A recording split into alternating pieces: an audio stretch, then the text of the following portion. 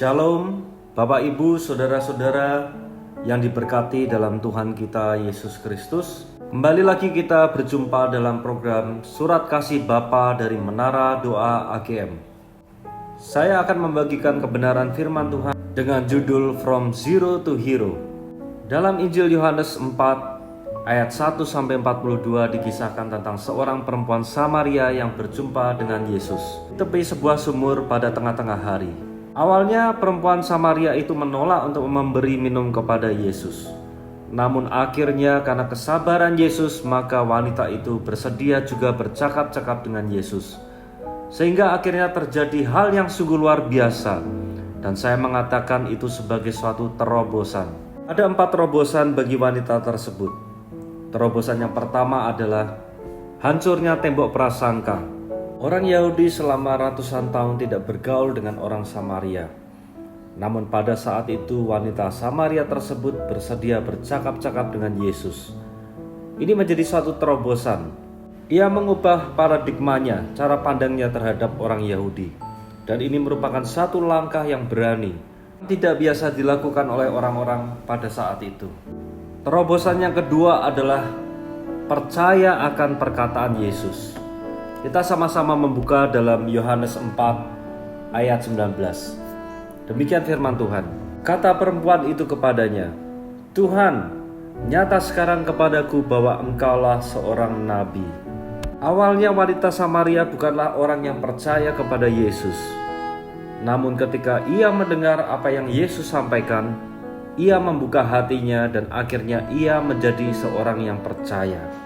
Terobosan yang ketiga adalah fokusnya beralih pada hal-hal yang bersifat rohani. Kita bisa melihat dalam Yohanes 4 ayat 28-29. Demikian firman Tuhan. Maka perempuan itu meninggalkan tempayannya di situ, lalu pergi ke kota dan berkata kepada orang-orang yang ada di situ, "Mari lihat, di sana ada seorang yang mengatakan kepadaku segala sesuatu yang telah kuperbuat. Mungkinkah dia Kristus itu?" Di sini kita bisa melihat bahwa wanita Samaria tersebut sebelumnya fokusnya pada hal-hal yang merupakan jasmani, yaitu sumur untuk memuaskan dahaganya, juga suami yang berganti-ganti. Tetapi setelah mengalami perjumpaan secara pribadi dengan Yesus, maka fokusnya berubah pada hal-hal yang sifatnya rohani, yakni air kehidupan. Terobosan yang keempat adalah wanita Samaria itu menjadi pemberita Injil dan memenangkan banyak jiwa-jiwa. Kita bisa melihat di Yohanes 4 ayat 39. Sekian firman Tuhan. Dan banyak orang Samaria dari kota itu telah menjadi percaya kepadanya, kepada Yesus, karena perkataan perempuan itu yang bersaksi, "Ia mengatakan kepadaku segala sesuatu yang telah kuperbuat." Amin. Pada awalnya wanita Samaria malu berjumpa dengan banyak orang.